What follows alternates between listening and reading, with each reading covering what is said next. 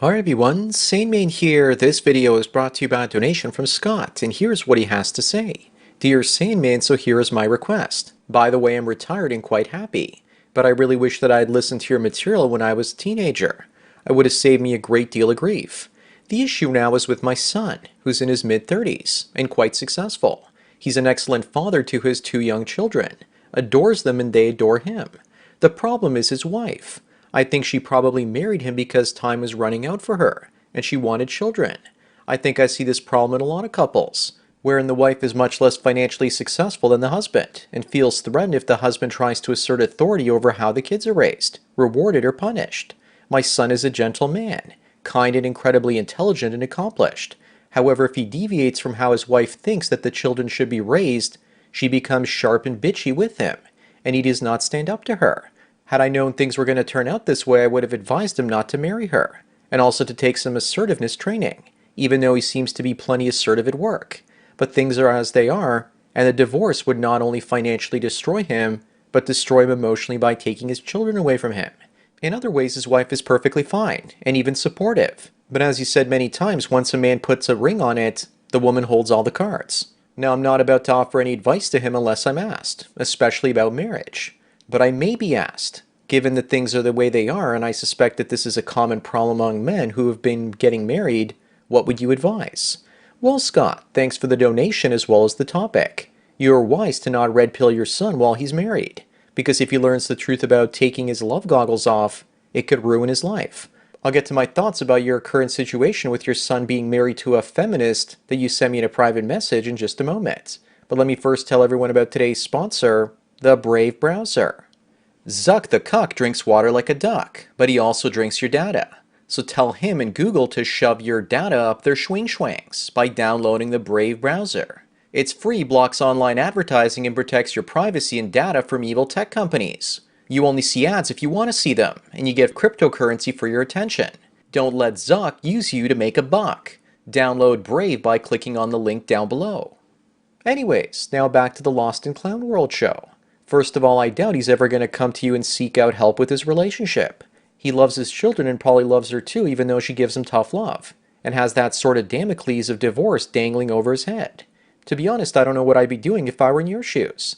You have to watch him suffer through this situation, and if you say something, you will watch him suffer through an even worse situation. Assertiveness isn't the issue for most men when it comes to women.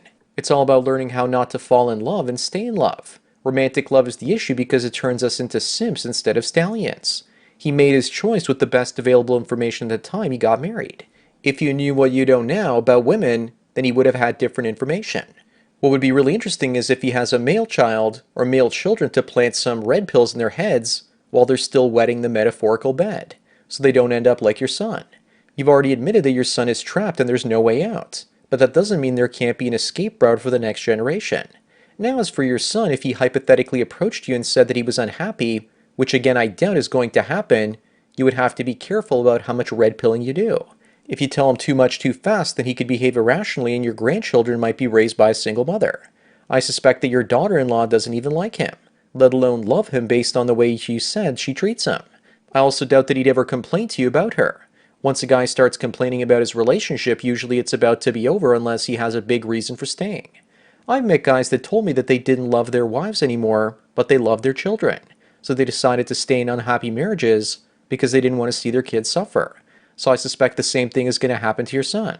He'll stay for the sake of the kids, and I'm pretty sure you'd give him that same advice if he asked you. But when his kids become adults and they move out, and then you approach him, it might be a different story. Because at that point, it would be a lot harder for his wife to turn the kids against him. It all depends, of course, of how much money and resources he has and how much he would stand to lose or even gain from a divorce. The advice you would give him would depend on his life stage and quality of life that he would have if he took the red pill and took action. Awakening a man while married is a dangerous thing to do, and if things turn out bad, he could blame you for what happens. Plus, most people can't handle too much reality. You really have to assess if your son is the type of person that handles the horrible truth about female nature well, if it could destroy him emotionally and his ambition. It seems to be only a minority of men that red pill themselves that stay motivated or become even more motivated, such as myself after the red pilling process. You really haven't given me much background about his personality and character, and if he's open to new ideas reshaping his consciousness. Has he had any other red pill moments in his life, Or has his life been pretty plain like the way you describe it? Does he have any history of mental illness or depression? That could certainly come into play if he comes to you for advice. If you've ever dealt with the modern medical system, then sometimes you realize that the red pill cure can be worse than the disease. My biggest fear for your son is for him to end up like those old guys I film at weddings that all sit together at one table to get away from their wives, and they look absolutely miserable. I think they all understand that life didn't go exactly the way they wanted, but they don't know why. They did everything they were supposed to. Their homes, children, and cars look like photocopies of what a successful, happy life is supposed to be, but they just aren't happy. You tell a man that his life was a waste and confirm how he feels. Or would such a man have wanted to learn about his circumstances when he was younger and salvage some of his life, even if he had to suffer through an agonizing divorce and possibly have his wife alienate him from his own children that he loves?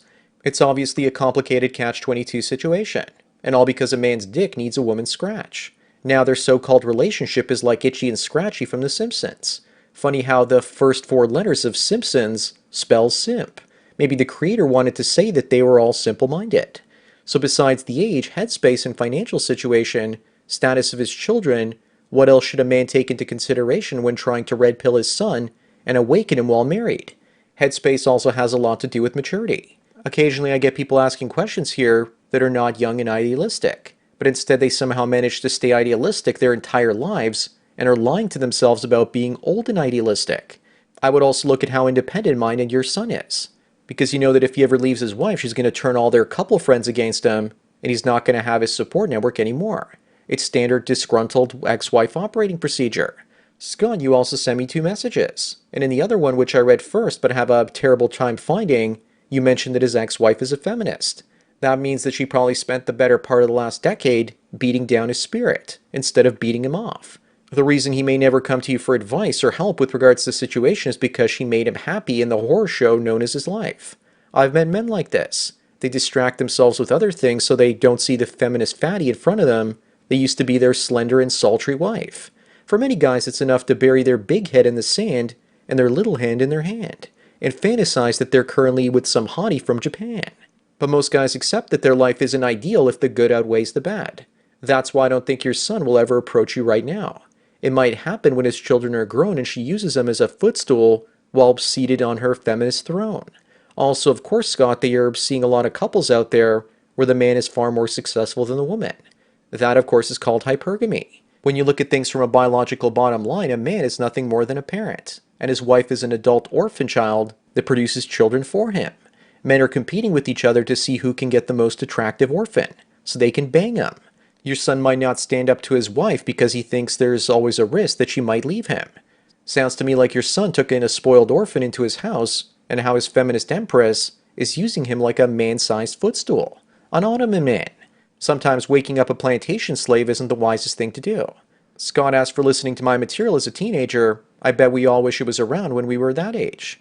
It would be like winning the lottery. For example, I spent 15 years trying to fit my round peg into women's square holes, and it led me to mental illness, retardation that comes with love, disease, stress, and during that time, financial failure.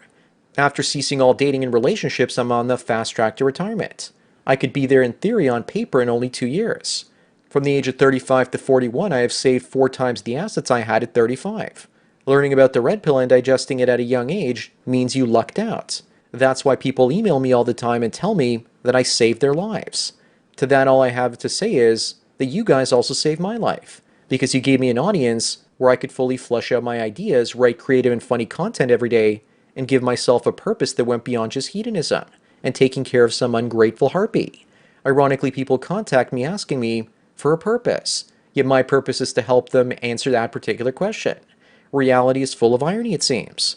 The only downside of being young when learning about all this red pill information would be that I never would have gotten the ability to enjoy relationships in my 20s and get as much of the old in-out as I needed for the rest of my life. I got my fill. No pun intended. Every guy is different and willing to tolerate different levels of physical and emotional inconvenience when it comes to getting love and sex. I think that's about all I've got to say on this topic. I wanted to share with everyone the most bizarre of hobbies that I got into recently. For some reason, I have no idea how, I started buying up old G.I. Joe figures. I had a bunch of them from when I was a kid, but most were in rather rough shape. So I started buying the ones I had and then found myself buying the ones that I saw other kids had that I wished I had as a child. Mostly the ones from 1984 to 1987 or 88. The rest are either too bright and colorful or their designs are really bad. Ironically, the Cobra figures seem to be the best because their designs are awesome. It makes me see exactly when male toys stop being masculine and looks as though that happened in 1986 with one character named Sci-Fi. After that, the following year, the characters started to look ridiculous. The same thing seems to have happened with Transformers. Plus, G.I. Joe seems to be the only franchise that hasn't been ruined by SJWs yet. They made a couple of films, but they weren't all that bad. Plus, I think I'm going to dress up one of my love dolls as the Baroness and put on nothing but my Destro mask to do the Humpty Dance. Only kidding. If I can't look forward to a good masculine culture, then I'll have to look back for it. Anyways, that's it for today. Thanks again to Scott for the donation and topic. Don't forget to smash the like button the way that your son only gets to smash his wife in a hostage situation where the terrorist demands to see him bone his wife or he'll take her life. Bang the bell and check out the mystery link. Follow me on BitChute, Twitter, and Facebook to get tomorrow's video today. Subscribe to me on Minds and Gap to get the video for the day after tomorrow. This channel's been demonetized, so if you want to get back at corporate censors, demonetize them by taking away their ad dollars by installing the Brave browser. Link is down below. It also helps me out and you get cryptocurrency for viewing ads as well. You can also help me out through Subscribestar. Thanks for taking your daily dose of red pills, and remember, a red pill a day keeps the hostage taker getting his request away. Read between the lines if you want to understand what I'm trying to say. So enjoy the rest of your day, and cheers.